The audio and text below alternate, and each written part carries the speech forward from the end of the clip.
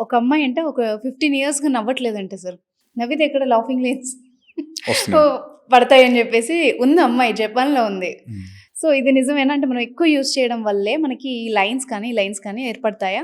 Muscles ఎక్స్‌ట్రెస్ action వల్ల మనకు lines పడతాయి తప్ప, హ్మ్. అసలు వాడకపోతే కూడా మజిల్ సైజ్ తగ్గిపోతుంది. అమ్మాయికి తెలియదంటే ఓహ్! మజిల్ అట్రోఫీ అయిపోతుంది. ఓకే. సో, అమ్మాయి ఫేస్ ఇంకా కొన్ని రోజుల తర్వాత నవ్వాలనుకుని నవ్వలేదు. టైట్‌ని అయిపోతదా? ఎందుకంటే మజిల్ స్టిఫ్ ఇప్పుడు అయిపోతుందా? మీరు మజిల్ వాడట్లేదు మీరు. ఆ!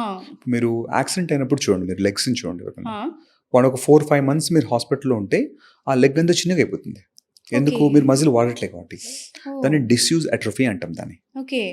మీరు మీరు మజిల్ మీరు జిమ్‌లో చూడండి. హ్మ్. మీరు బైసెప్ చేసినప్పుడు వాడు మీరు ఫోకస్ అంటుంటాడు. హ్మ్. ఎందుకంటే మీ బ్రెయిన్‌కి, ఆ మజిల్‌కి నెట్వర్క్ ఎస్టాబ్లిష్ అవ్వాలి.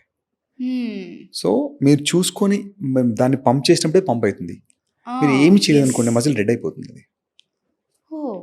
జనరల్‌గా ఎక్సర్సైజ్ చేయమడు. ఆ అమ్మాయి ఫేస్ మజిల్స్ వాడకపోతే ఒక్క లాఫింగ్ లైన్ కోసం వదిలేసుకుంటే మిగతా ఫేస్ అంతా డెడ్ అయిపోతుంది. ఓకే.